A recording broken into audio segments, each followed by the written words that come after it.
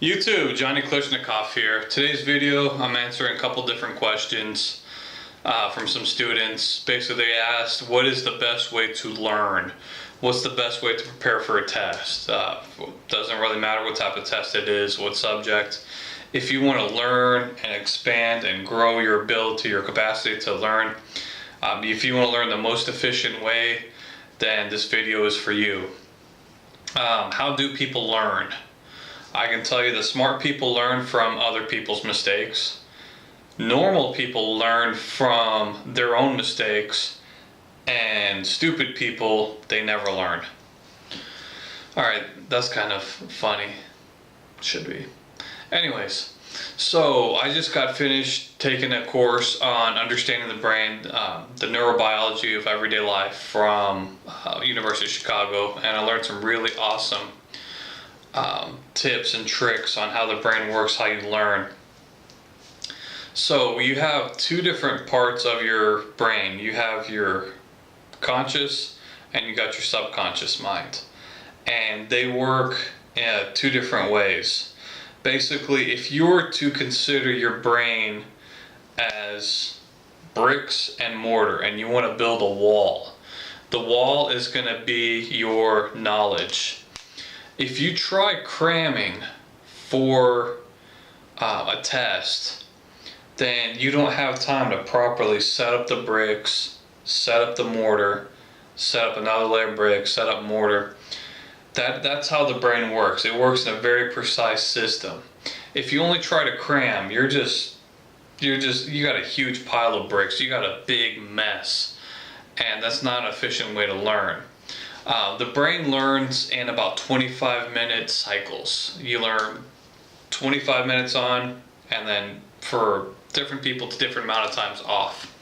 So if you were learning algebra or history or science or whatever, you want to intently focus for about 25 minutes. Give it your best.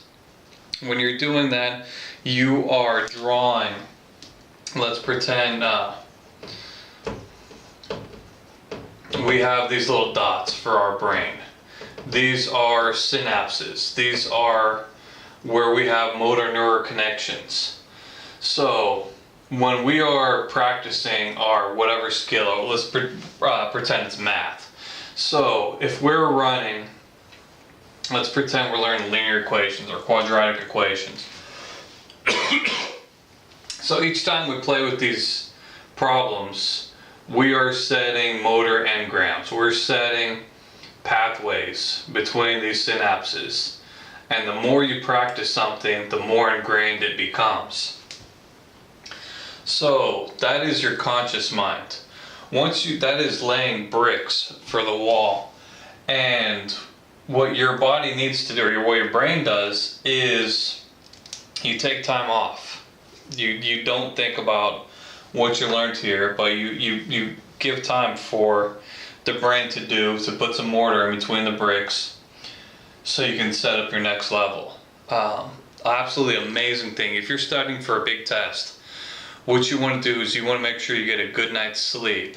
The brain and what it does is absolutely phenomenal, because at night when you're sleeping, your brain, it organizes what happens. It thinks about it goes like a garbage man, and it sees what files are important, what should I file for long term, what's trash, because it wants to be the most effective as it can be, like a defragmenter on your computer. Anything you don't need, it gets rid of. That's why certain things, if you don't learn it, if you don't bring it to long-term memory, you're going to forget it. Like learning a language. If you learn Spanish but you never speak it, you're going to forget about it. Anyways, so basically, I don't feel like studying. Set a timer for 25 minutes. Study, and then forget about it. Your brain is going to work to cement these ideas together. So if you are wondering what's the best way to learn, break it up in 25-minute chunks. If you feel like going longer, go a little bit longer, but at least do 25 minutes at a time. Practice good. Don't get distracted by your phone. And if If you got any more questions, leave comments. I can make additional videos or answer your questions there. Hope this has been a blessing to you. Peace.